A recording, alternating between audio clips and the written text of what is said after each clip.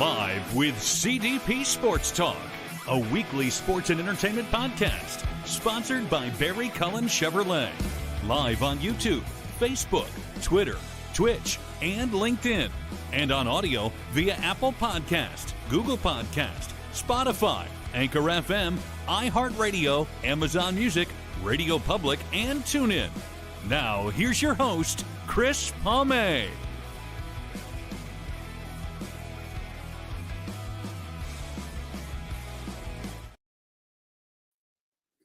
Good morning, everybody. Welcome to Season 9, Episode 32 overall, 472 of Live with CDP Sports and Entertainment Talk Show, sponsored by Barry Cullen Chevrolet Dealership at 905 Woodlawn Road West in the Guelph Auto Mall. Check out barrycullen.com for the newest selection of new and pre-owned GM vehicles, along with their great selection of all-electric products. And you can also check out their Cadillac products as well. You can call the dealership at 519-824-0210. Tell them Chris Palme sent you, and you can email them at info@barrycullen.com. Barry Cullen Chevrolet Dealership has been a proud sponsor of Live with CDP Sports and Entertainment Talk Show since September 2022. Live with CDP Sports and Entertainment Talk Show is also brought to you by Wellington Brewery at 950 Woodlawn Road West in Guelph, Ontario. Check out wellingtonbrewery.ca and also make sure you try a Welly on, and please remember to drink responsibly as well. I hope everyone's doing well on this Boxing Day holiday here in Canada on Thursday, December 26, 2024. I want to wish everybody a very Merry Christmas. And for those who don't celebrate Christmas, happy holidays, happy Hanukkah as well. I'm looking forward to my guest today. This is his first appearance on my show, and he is the Senior Director of Operations and the alternate governor of the National Lacrosse League's back-to-back world champion Buffalo Bandits. His name is Scott Loffler, and we're going to bring him on right now. Good morning, Scott. How you doing? Good. How are you? Good. I want to wish you and your family a very Merry Christmas and happy holiday season. Same to you. Thank you so much for coming on. You got a busy week ahead of you, especially with the big home opener and the banner raising ceremony this Saturday night against the Rochester Nighthawks. Yeah, it's going to be exciting. Obviously we did it last year as well, but doing two in a row here is pretty special, and it doesn't happen very often in the league. So we'll be able to enjoy that again this Saturday, and it's going to be a packed house. It's sold out, 19,000. So it's going to be quite the atmosphere, and yeah, we're looking forward to it.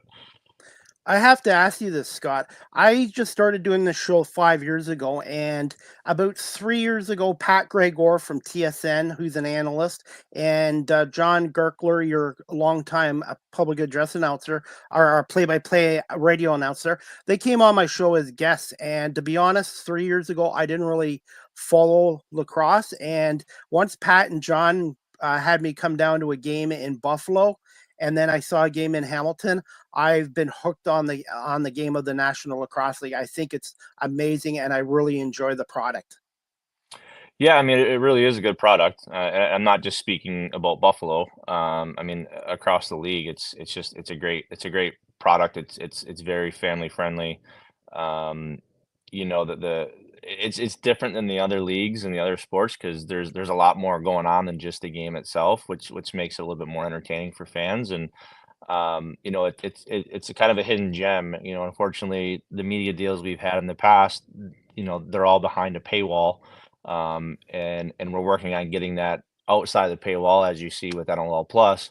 And it's just going to expose more people to the game. And once it gets out there, and those non-endemic lacrosse fans start watching this and eating up the sport, I think it's gonna blow up. So we're really at a league level, we're really trying to get the game on linear television, outside of that paywall, and once we achieve that, I think it's going to pay huge dividends.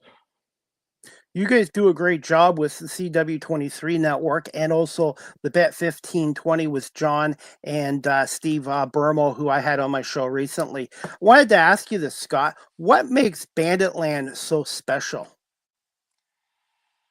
I don't know if there's one thing. It's a recipe, right? That and and granted, we've been around for 30 plus years. So, we have that longevity and that, the experience of doing things the right way. And, it's everything. It's, Swenny. I think it starts with Swenny, to be quite honest with you. He makes that place jump. And, once he gets the crowd going and now, like, I hate to say it, but like the fans have kind of taken over, they already know what to do before Swenny even says anything. So, Swenny definitely helps, and he started a lot of those chants and to get things going. But Swenny, I think it starts with Swenny, and then we have the Bandits, we have Rax, our mascot, and then just the fans themselves. Like the fans are they're amazing, and everyone says their team has the best fans in sports. You can say that all you want, but the Bandit Land is just something unlike anything else. And when it comes down to it, I'd put our fans against any fan base in any sport, period. And they're really the ones who get that place going and get it rocking, and it's an extra man for the guys, really. So like I said, it's a combination of things, and I can't pinpoint one thing, but it's a perfect recipe. I've been to many sports leagues and stuff like that, but I find your game presentation is outstanding, and you guys make it a big event. And I think the reason why it's so successful in Buffalo is because the players are so accessible to the fans, and they can relate to the players because it's not like the NFL. And I just find it's a combination of hockey and basketball, and I just think you guys do a great job. Obviously, Chris, who's been your public address announcer since day one, and then Ali Brady does a great job. Everybody from this organization has been wonderful. And for me, who's starting a new career into radio media, you guys were the first lacrosse team to give me media opportunities. And I really want to say thank you so much.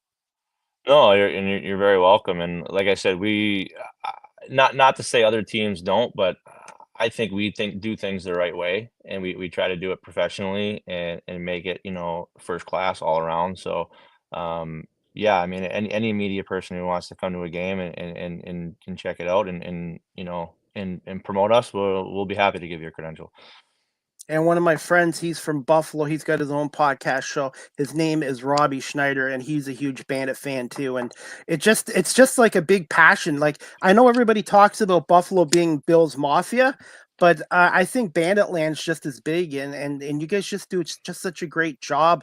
And I'm trying to get more people to come down to the games because I say once you go to a Bandits game or a lacrosse game, you'll be hooked on the sport. Yeah, and you bring up the Bills. Like, if you were to compare our fan base, our season ticket holder base, like there's a bigger crossover between the Bills and the Bandits as opposed to the Bandits and the Sabers. So it doesn't surprise me that knowing Bills Mafia and how passionate they are. We like I said, we have more Bills fans that come to our games than Sabres fans, and it doesn't surprise me that Bandit Land is the way it is. Like our fan base is very similar to the Bills fans. So yeah, they're passionate, they're loyal, good and bad. They're gonna let you know, and which is great, which is what we want. So we couldn't be happier with our fan base. Regardless, Buffalo is such a great sports town. And I was at the Sabres Red Wings game a couple weeks ago at Bandit Land, and it was just so great to see Chris and Brett and the Bandits and the Bandettes. You guys just do a really great job, and hopefully, eventually, the Sabres will get their product going. One thing I wanted to ask you is. How excited are you guys about the home opener with the new scoreboard and the new roof and I think a new PA system too from the sounds of it when I went to the Sabres Red Wings game. Yeah, funny you say that. We were only in the arena once in training camp. It was just a 2-hour practice at the arena, so I honestly never looked at the at the scoreboard. It wasn't on. Um, so I'm excited to see it and how it looks, and I've heard good things about it, and it was due. Like we needed a new one. Not to say our other one was bad. It was small and it was old, and what you're seeing happen across sports where these big giant huge screens in the arena. It was a time to get a new one, and I think it's going to be great for the fans. And like I said, I haven't seen it yet. I haven't been to a Sabres game. I don't actually live in Buffalo, so I don't get the chance to go to a lot of Sabres games. So yeah, looking forward to it, and I think it's going to be a good experience for the fans. Scott, I was reading you reside in Plymouth, Michigan, which I have family in Taylor, Michigan. I wanted to ask you this. I didn't follow lacrosse back in the 90s, and I wish I did. Do you see a day that Detroit or the state of Michigan could get a pro lacrosse team again? To be quite honest, they were pretty close. When the whole Panther City thing, went down late in the summer, Detroit was one of the groups that were interested in taking over that team. But, that was such an unfortunate timing of that whole thing that it was very hard for any group, not just Detroit. And if you really think about it, like, the Red Wings have that massive structure behind them with the Red Wings and the Detroit Tigers and the Ilitch family that, if they couldn't do it, I don't think anyone really could have. And like I said, it was just such unfortunate timing, and like we were in a no-win situation with that. And, unfortunately, the league had made the decision to, what, let's put it on the back burner for now and get the teams that we have here, steady and ready to go. And but I think, yeah, I think, like I said, they were very, very interested. They were one of the teams who came to us and said, "Hey, like, we want to look into this." And there were some positive conversations, but like I said, at the end of the day, it was just the timing just wasn't right. And I think that will be fruitful down the road, and not just Detroit, and other markets as well. The other places that reached out to us and said, "Hey, we want to look into this." I think will be fruitful, in the years to come. And just quick thoughts on Ottawa long term as the Black Bears. They have that partnership with the Senators, and when you have that, that backing from an NHL or NBA team, it's huge. It really is. And we're one of those teams, obviously, and we have the like the resources and the manpower that can get things done that maybe some other teams can't. So Ottawa having the Senators involved, and I know from their aspect, because I've talked to Eric Baker, I've talked to Rich List, like they couldn't be happier there, and the partnership has been night and day, compared to what they were, what they were going through before. And they're happy, and if they're happy, and their attendance is up from what they were doing in New York, like it's all the better for not only them but for the league. So I think I think they're in a good situation there, and I think they'll last a long time there. Scott, can you just tell my audience a little bit about your role as the senior director of lacrosse operations and the alternate governor for the Buffalo Bandits? Yeah, so from the operations director standpoint, it's a lot of the day-to-day aspects of the team. Myself and Dan Ristine are the only two full-time Bandits employees. Everyone else within the organization, does, whatever they do for the Sabres, they do for us. So if you're in ticket sales, marketing, all that, you do the same thing for the Sabres. So, Dan's really focused on the youth lacrosse programs and the school programs, like more so our community outreach programs, where I'm, a higher level. And the best way to kind of explain it is I'm like an air traffic control between, our organization and all the different departments in the organization. And then, with the league, like you mentioned, I'm an alternate governor. I'm also on the broadcast and scheduling committee. So, I wear a few different hats that way, and like I said, sit on those committees and kind of, make sure everything's running smoothly, and there's no, there's no gaps, there's no holes, fill in those whenever there's issues, and just kind of make sure that the team and the league are communicating properly, the team and the departments are communicating properly. And it honestly, it could be anything. It could be scheduling, it could be, travel, it could be contracts, it could be, any of the auctions, or like I said, the youth lacrosse programs that Dan looks after. Obviously I have a hand in those, but Dan really mans those on a day-to-day basis. So it's, I look after all of the staff, the medical staff, the training staff, the coaching staff, like they all report to me. So like I said, it's really, at a high level, it's just making sure everything is running smoothly, and when there's a fire, you put it out. It's basically not your typical 8 to 4 job. Scott, No. you joined the Bandits in 2009. How much did you know about the Bandits and the National Lacrosse League when you joined the organization in 2009? So I started with the Sabres, who obviously, own the Bandits and the arena. They're all essentially the same. So I started with them in 2004.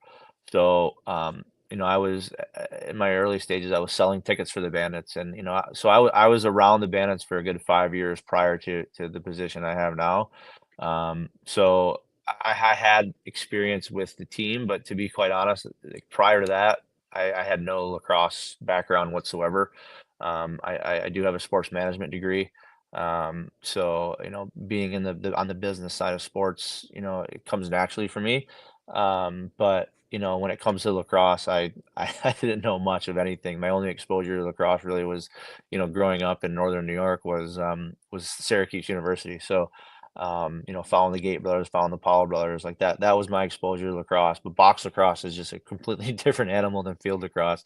And seeing the Bandits, even from those early years, the crowds they got, I mean, it blew me away because I'm like, I grew up 4 hours from here and never even heard of the Bandits until I started working there. So, it was the first couple years was a lot of, feeling out and trying to, figure out, what to do, how to do it, best way to do it, best practices. And now I'm coming in I don't know, 16th or 17th season. I can't even remember now. It's kind of comes naturally to me now. So, it's been an experience that I wouldn't trade. And, I really enjoy my time with Buffalo. And, I mean, what better place to work in lacrosse than for the Bandits? How much has the game of box lacrosse grown in the city of Buffalo, Western New York, and even to Southern Ontario as well? Yeah, I mean, even if you look at the Bandits, we started, I don't know, 10, 12 years ago. We started our junior Bandits program, which is box lacrosse only. And, traditionally in Buffalo, it's been a field lacrosse market, in terms of participation. And they do have a couple box leagues throughout the area, but we started that junior Bandits program and it's really taken off. Now we have our college box program. So just from the Bandits itself, we've provided a number of opportunities from box lacrosse that wasn't there before. And now you're starting to see other box lacrosse programs, youth box programs pop up around the community. So it's great to see. We just started a girls program too, girls box lacrosse. So, it's definitely growing, especially on the box side. But field lacrosse is very popular in Western New York, and I mean, it's always been popular in Canada, right? Like it's hard to tap into that market because it's already been cultivated. It's already there. And I know their participation numbers are going up as well. So, it's great to see, and I'm pretty proud that the Bandits played a part in that. And we're going to continue to offer more programs, and wherever we see a need for another opportunity for kids to play lacrosse, we're going to provide it. For those people watching this show live stream or on audio, Scott, and they've never been to a Buffalo Bandits game or a National Lacrosse League game, what would you tell them? Um, if you're coming to Buffalo, I'd say just be ready for a little overload of of adrenaline.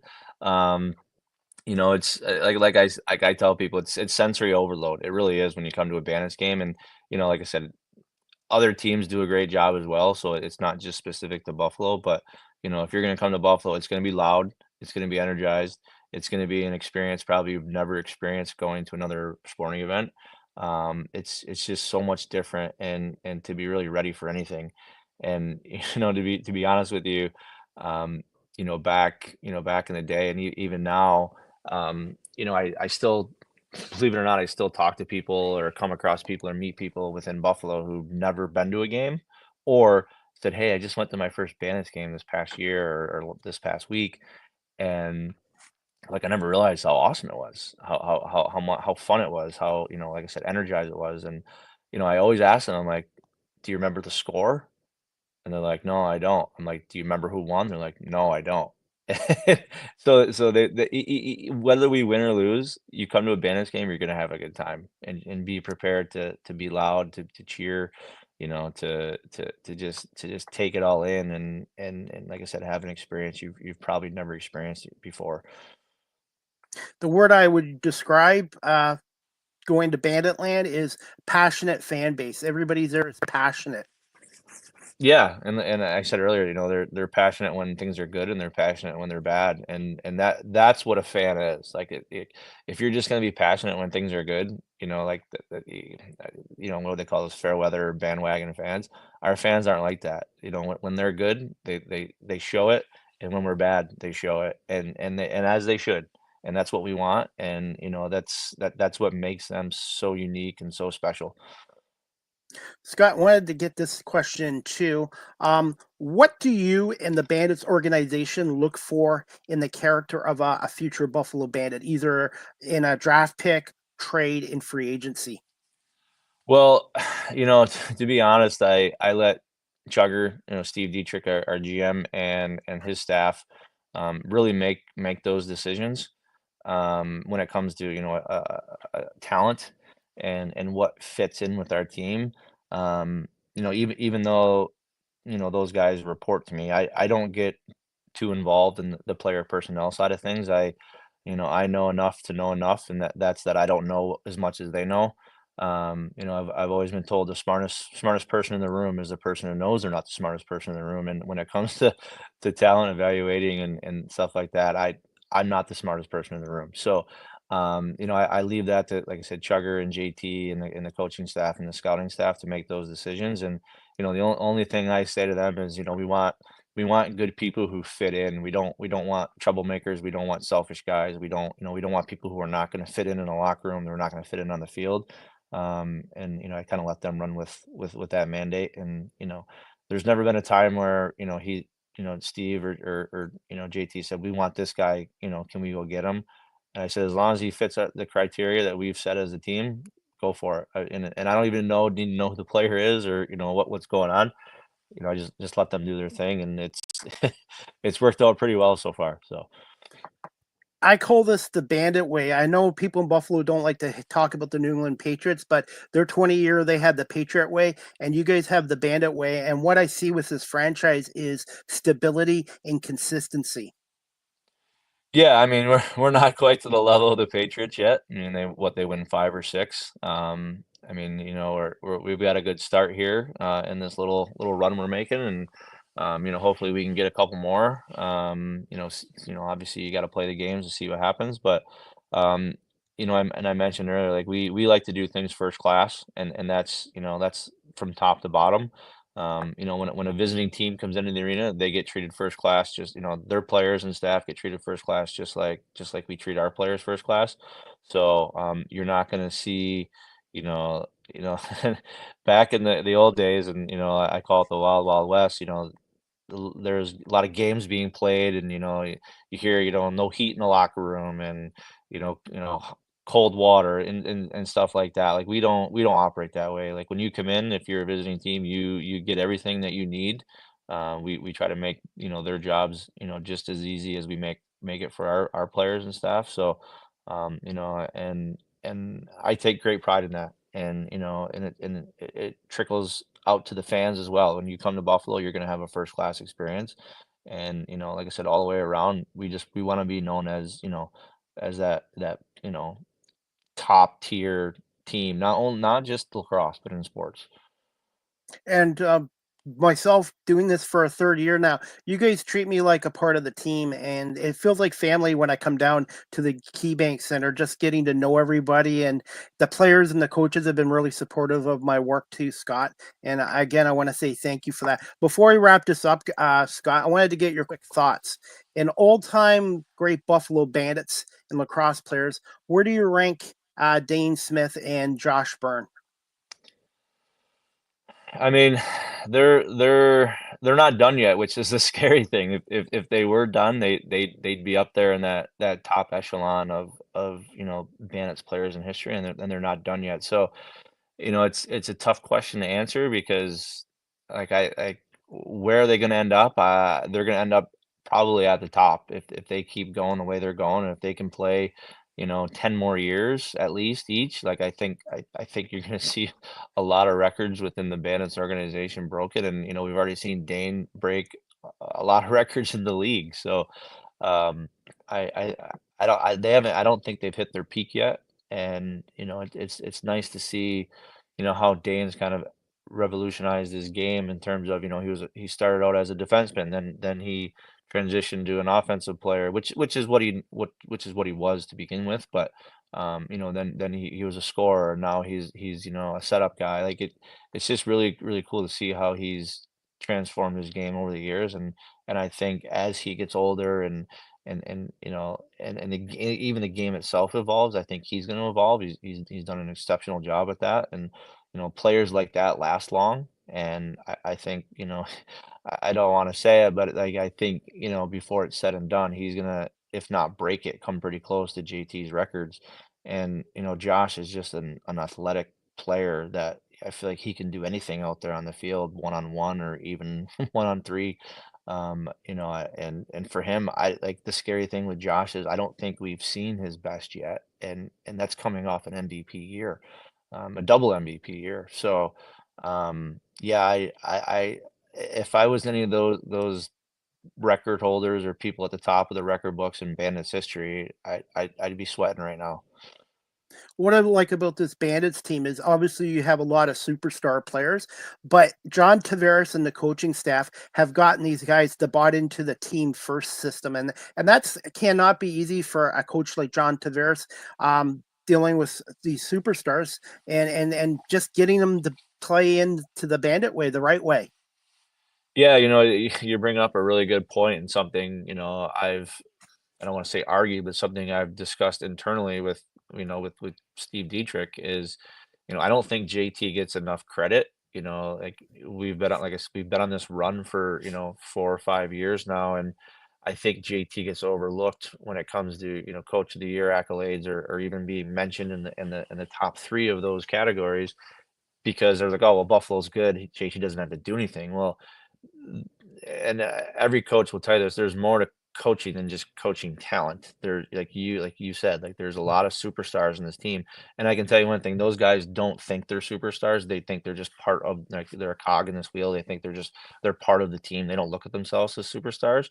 But JT does a good job of making that atmosphere present because he's massaging these egos. He's making sure that the guys buy into the system, like you mentioned, and that starts with him. That starts with JT, and it's tough to take a team with all this talent and the success that we've had and keep it going, because like you see it in sports when teams reach the peak, they break up usually because the egos are hard to maintain, and he's done an exceptional job, and Steve Dietrich as well.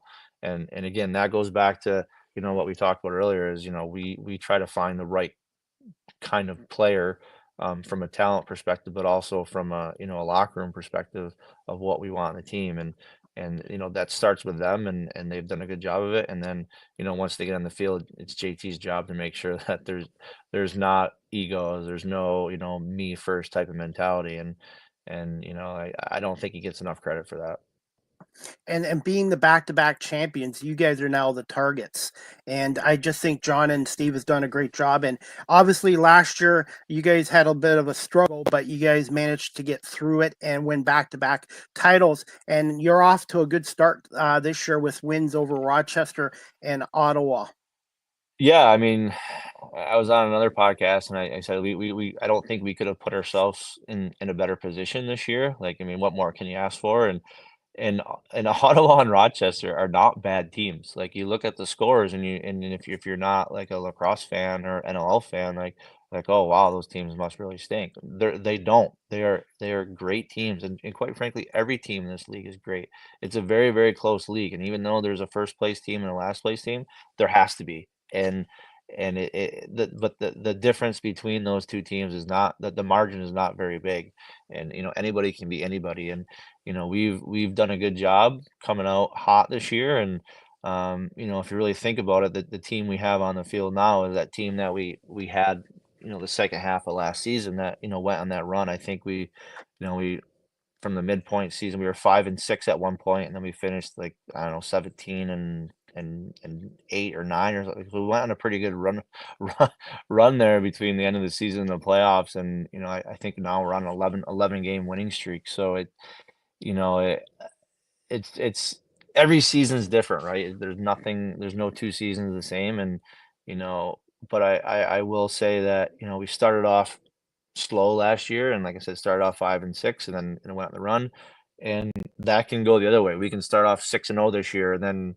and then go 1-10. You know what I mean? Like, so it's not that's not like we think about that, and we just focus on the next game at hand, and again, it goes back to JT keeping the guys at an even keel and the right mindset, and knowing that as tough as the league is, that things can change, and they can change rapidly, and teams that are struggling now could turn the page and be good, the second half of the season, just like us last year. So, we're with the mindset of let's win the next game.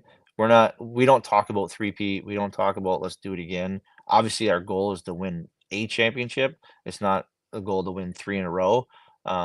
But we're just taking it one game at a time, and hopefully we can keep this going. It sounds similar to the Toronto Argonauts, the CFL approach. Their organization, they just won another great cup, and their attitude every week when I was dealing with them as media was, let's just win this one game, go 1-0 every week, and keep the focus there as well. And one thing I've learned about the National Lacrosse League, there are no gimme games, and how competitive and how talented the whole league is in general.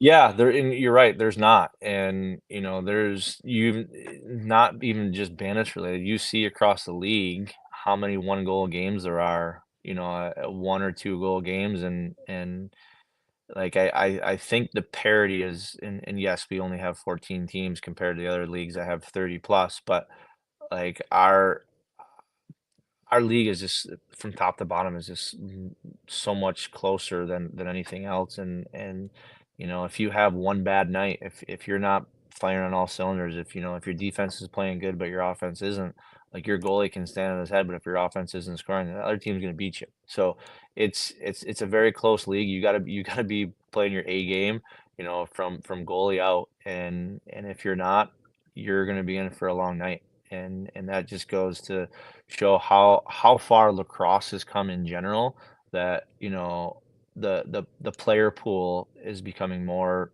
is becoming a lot stronger, because there's more kids playing at an early age, and that's we're the end product of that, and how close our league is, and I don't think it's going to stop for a while. And the one thing before I let you go, Scott, is the unified standings. It just puts more of an emphasis on every game because you want to be in those top 4 spots, because that first round, that one game win or go home, you want that game in your own arena and not ideally being on the road. Yeah, I mean, we were we were a product of that last year, right? We weren't gonna host that first round game until that last weekend of the season. And, some things went our way, outside of our own games, and, thankfully, we were able to host that game. And, do we win that game in overtime if we're playing in Georgia? Who knows? And, you saw with Rochester, they had like a 1% chance to make it in the playoffs, and that last weekend, everything went their way and they got in. And that's a product of the unified standings, but again, also a product of how close our league is. And I think the unified standings was a great idea from Brett in the league office to put that into play. And like you said, it makes every game that much more valuable and more important. And I think it's great for the league when you come down to the last weekend of the season and you have no idea. It's not. I'm not. And it wasn't just one team that had it. It was a handful. It was like 5 or 6 teams that, if everything went their way, they had an opportunity to make the playoffs. And that's what we want. That builds excitement, that builds, something to look forward to. It builds, rivalries. And it was a great initiative. And I think if, once the league gets bigger, we're probably going to have to go back to the conference formats, just because it's going to be impossible to play everyone. But yeah, I think it's so far with the way our league's set up and the size of our league, it's perfect. Maybe if you do come back on again in the future, Scott, I probably would like to talk to you or somebody from the league about possible playoff expansion because I really enjoy the National Lacrosse League playoffs, and I'm hoping one day the finals will go to a best of five from a best of three, hopefully. Yeah, I mean, I think we want to get there. We want more playoff games. That's our goal from a league perspective. But we have a lot of things that come into play that aren't into play with the NHL or the NBA, or Major League Baseball, who have the series.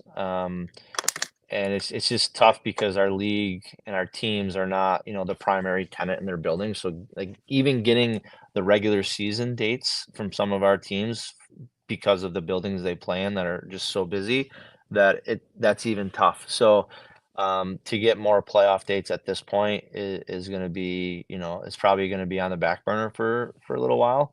I think you'd probably see a 3-game series in the first round before you'd see a 5-game series in the finals. But again, it really is because of the situation that our teams are in the buildings, and once they can either get more control of their buildings or become a higher priority in some of those buildings. Until that happens, you're probably not going to see an expanded schedule or even an expanded a playoff schedule. It's just there's a lot of factors that go into something like that, and that's the biggest one is arena availability. And Scott, what's the best way for fans to follow the Buffalo Bandits on social media and the Bandits website? And just quick thoughts on the opening night. What are you looking forward to most on Saturday night against a very good Rochester Nighthawks team? Yeah, I mean, we're the Bandits are on all the social media platforms. It's NLL Bandits. Like I said, we're on all of those under that tag. Bandits.com obviously is the place to go. The banner raising, and I know we've talked about it, but just a reminder for everybody that game starts at 6:30. It's not a normal 7:30 start time. It's a 6:30 start time. The banner will be going up around 6:10, so make sure you're in your seats at 6:10 if you want to see the whole ceremony. But that game's on ESPN2, which I didn't even talk about, which is massive. Like that's going to go to 80 million households in the country. So like for that game itself, just to be on ESPN2 is massive, which is why it's a 6:30 game. They had that window open, so we changed the game to that window. And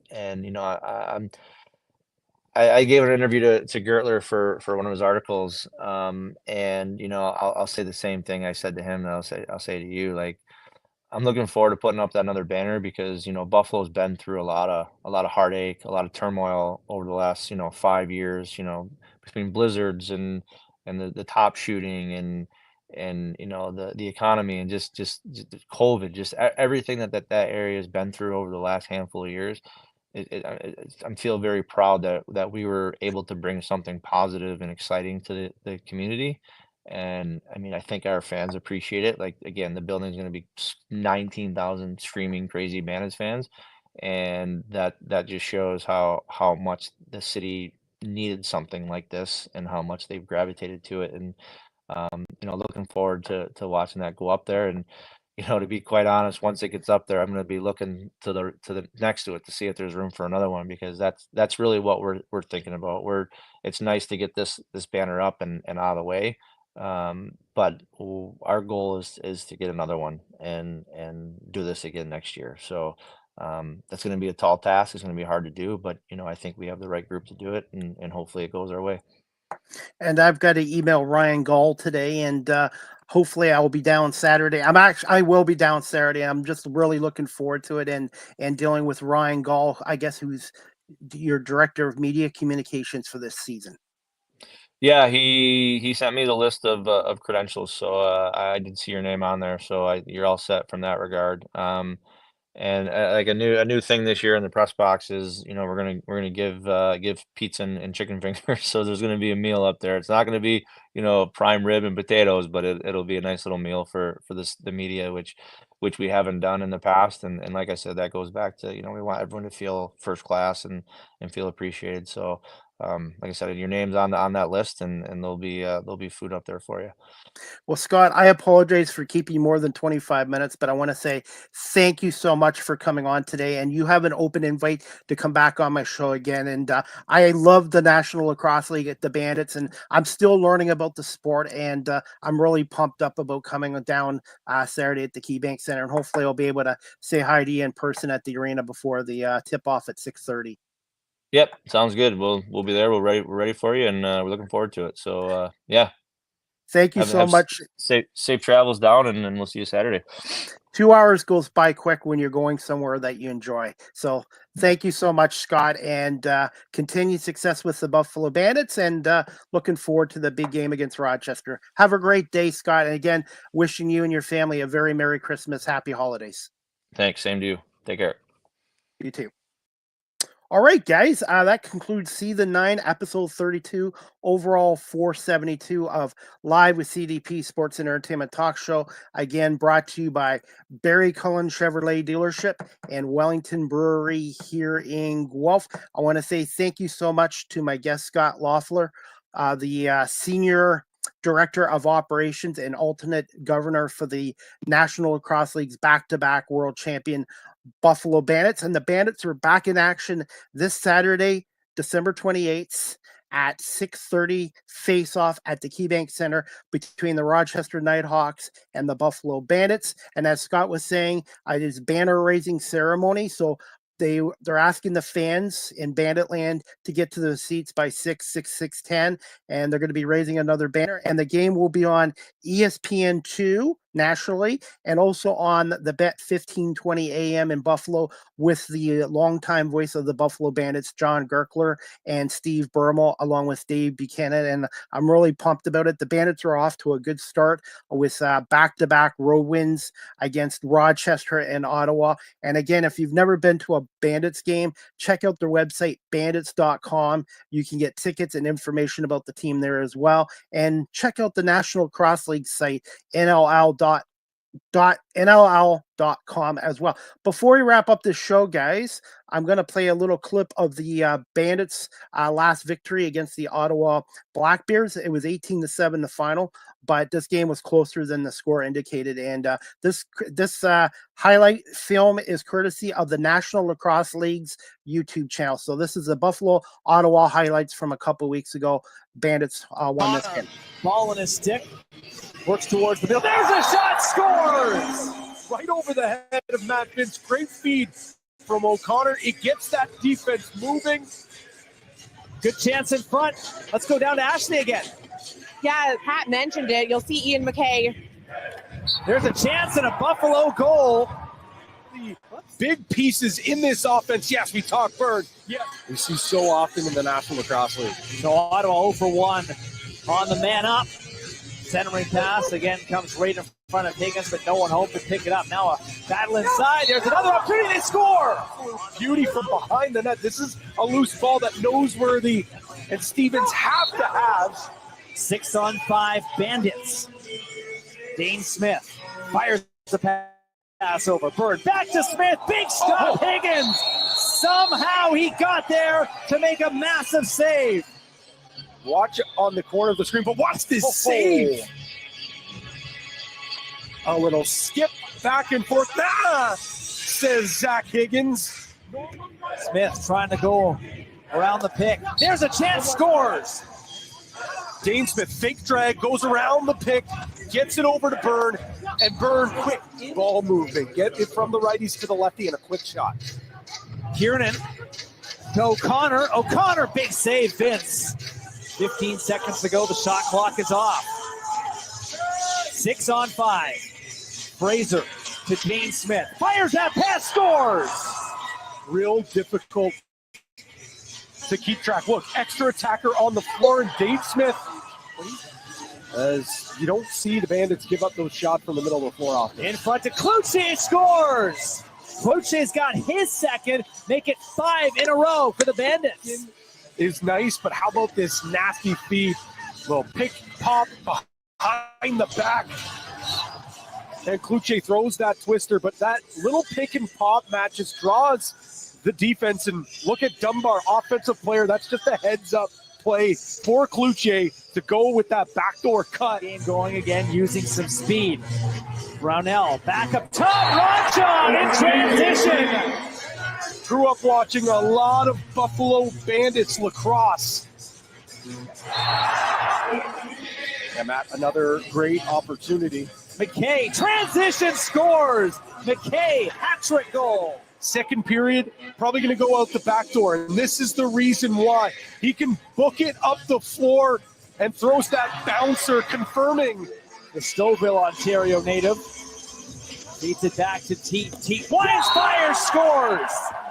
He starts with the righties, gets over to lefties. Teat, big hard bump there from Buffalo 1-for-1 on the man advantage, right back to business. Byrne quickly inside, and they get another one. Fraser on the power play. Double seal from the top, a scissors play, and then it's just skip pass, bang. A spark plug for this offense. Smith scores. Because he kind of got caught in a rock, in between a rock and a hard place. Look, he's looking. Well, you know what? No one's going to slide at me. I'm going to shoot the ball. Picked up by Weiss. Chance of transition. Weiss, the hometown boy, yes! They're scoring 6 on 5 on the power play. Back into the stick of Dane Smith. Been a setup man tonight. Buchanan scores! Family and friends as the Nepean Nightmare cashes in on the crease. Look at that little slip pick. Teat up top, fires, scores! Off the post and in. So many different tricks in their bag. They get the ball behind, goal line extended. Nothing towards the net. Back to Chase Fraser. In below the net, a little tuck play, yes! Of the game, his 4th goal. Plays offense, plays defense. Whitty separates. Back down the other way. Here's Buchanan. Plays playmaker. This one is in the crease. No goal. McKay thought he had 5. So it's going to be that slash on Dawson. Teat's got a pair tonight. Tees runs a little interference for him. There's a shot, scores! From the Bandits. That's exactly how you got to make this Bandits team. For the Ottawa captain. Taggart Clark on the floor. Back to Teat. Wines, fire, scores! In that spot last week, Matt, we saw some players, including back into Ottawa's favor. Centering pass in front. Teat trying to close this in. O'Connor lead. Chance in front. Bit of a broken play. Chance goes wide. Josh Byrne again into the middle. Smith, a little bit of space. Shot, scores! Stops the bleeding, stops the run. As Chase Fraser gets that. Byrne in tight. Falling and scoring is Buchanan. He's got a pair. Kyle Buchanan, look, creeps behind the net. Slips on the turf. Oh, Buffalo leading by a 7 spot. Bucci, spin move to the net. Scores! And jams it home. Nasty call. Nanticoke up top. Byrne scores! In each of them. 3 straight assists. And then gets in on the scoring. Hammers that bouncer. Looks like Vince also getting a little bit of a break as well as they come in and score. Statement that let's not forget. Scanlon, his NLL debut tonight. That side, and Dunkerley's got the save. The ball is loose. It was jarred free. Comes back to Nanticoke, scores. Come up with a game plan to play this team. But how about Ian McKay?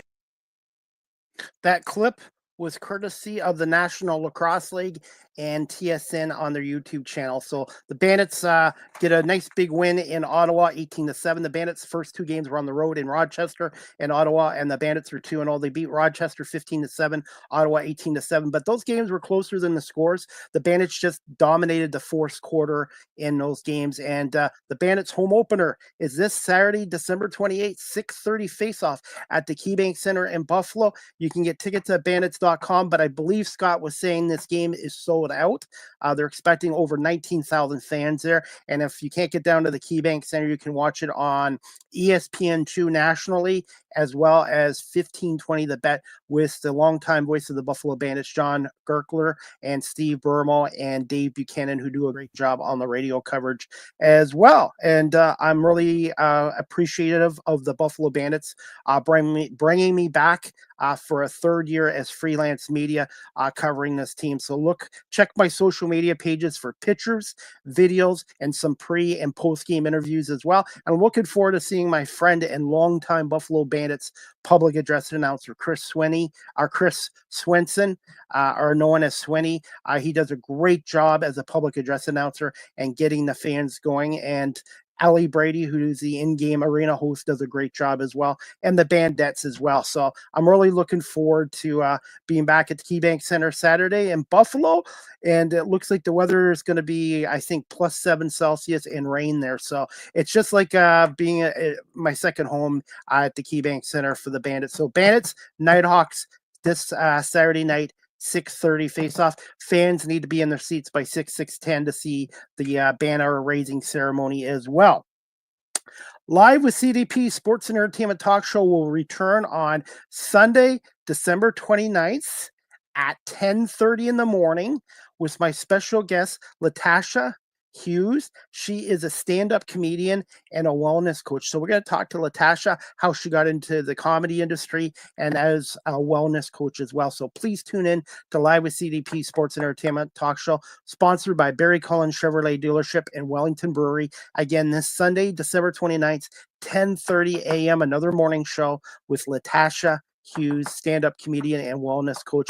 Looking forward to that show as well. And before we wrap up this show, guys, Live with CDP Sports and Entertainment Talk Show, again, is sponsored by Wellington Brewery, founded in 1985, located at 950 Woodlawn Road West in Guelph, Ontario. Website is wellingtonbrewery.ca. You can call them at 519-837-2337 and try a Welly on. And please remember to drink responsibly as well, especially this time of the year. And I want to wish everybody a Merry Christmas, Happy Holidays, and Happy Hanukkah as well. As always, guys, if you're looking to adopt a pet, check out the Cambridge and District Humane Society at 1650 Dunbar Road here in Cambridge, Ontario. Telephone number 519-623-7722, extension 0, or you can visit their website at cambridgehumanesociety.org.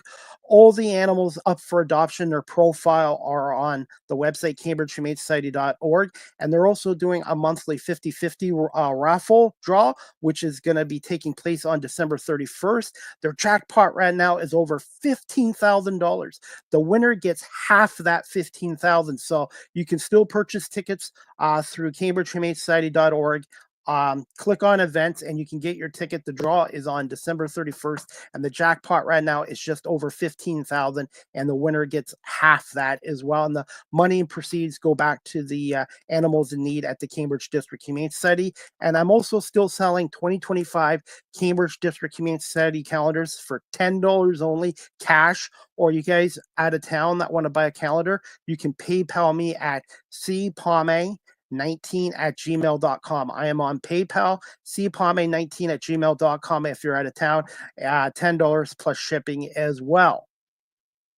And if you're looking to volunteer, you can do it through their website as well. And I really enjoy volunteering down there once or twice a week, walking dogs. So hopefully you guys can support the Cambridge District Humane Society. Live with CDP Sports and Entertainment Talk Show, again, is live streamed on these platforms: YouTube, Facebook, Twitter/X, Twitch, LinkedIn, and now available on Instagram. And just to make an announcement, guys, I am now on Blue Sky. Blue Sky is the newest form of social media. It was created by the founder of Twitter. So look for me on Blue Sky. And my profile name on Blue Sky is Live with CDP 19. That's Live with CDP 19 on Blue Sky. It's another form of Twitter X, and I really enjoy it so far. So please follow me and like my posts there as well. You can check out my website at beacons.ai/Chris D. Palme. Live with CDP Sports and Entertainment Talk Show, again, is sponsored by Barry Cullen Chevrolet Dealership at 905 Woodlawn Road West here in the Guelph Auto Mall.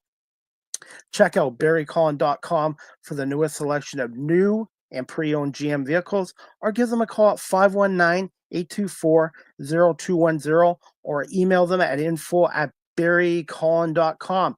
Barry Cullen Chevrolet Dealership has been in Guelph since 1969, family run and operated, and I've been a customer of Barry Cullen Chevrolet since 2000. I'm going on my 25th year as a customer of Barry Cullen Chevrolet. And if you're looking for a new or pre-owned GM vehicle or an all-electric vehicle or a Cadillac vehicle, check out barrycullen.com. Or pop by the dealership, and they have great customer service there, great staff, and great service as well. So I want to say thank you to Mark Cullen from Barry Cullen Chevrolet for sponsoring my show the last 2.5 years as well. Live with CDP t-shirts are coming soon. I'm doing a pre-order. I want to see who is interested in ordering a shirt. Shirts are going to be $20. They'll be in any color, and they'll be in sizes medium, large, extra large, double extra large, or 3 extra large.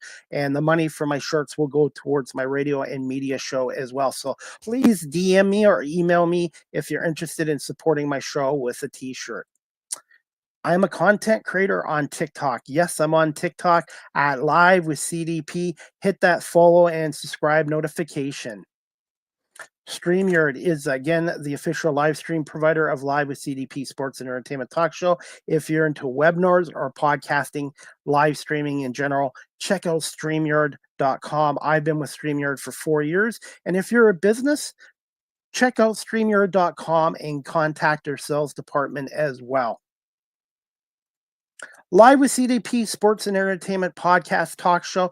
The audio version is available on these platforms: iHeartRadio, Amazon Music, Spotify for podcasters, Apple Podcasts, Breaker, Pocket Cast, Spotify, Castbox, LinkedIn, Pandora, TuneIn, YouTube Music, and Good Pods.